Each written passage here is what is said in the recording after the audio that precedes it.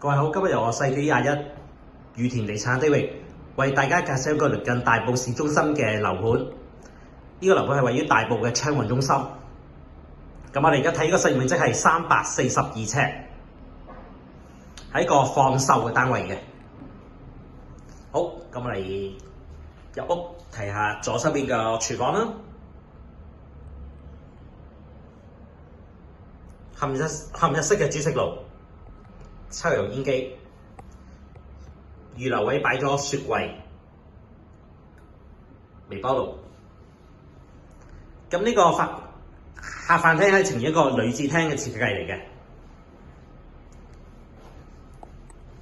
側邊呢度可以擺張食飯嘅餐台，另外嗰邊咧係可以擺個電視地櫃。業主已經做咗一個入咗牆嘅裝置，咁側邊呢度可以擺個梳化。咁樣廳個景觀物都好開揚，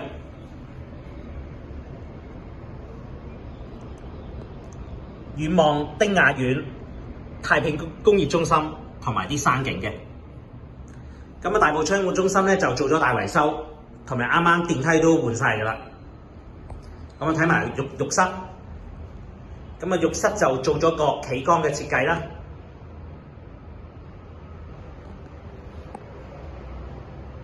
換過晒啲瓷磚。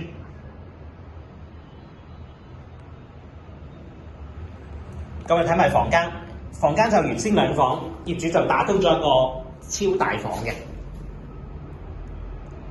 現時個單位就仲裝修緊啦，係啦。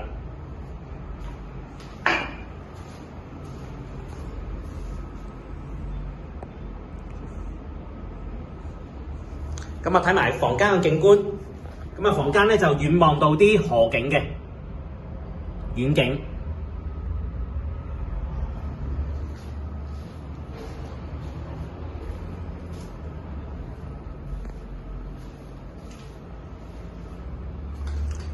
好，今日介紹到呢度為止啦。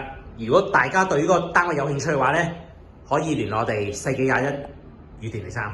多謝大家今日收看，再會。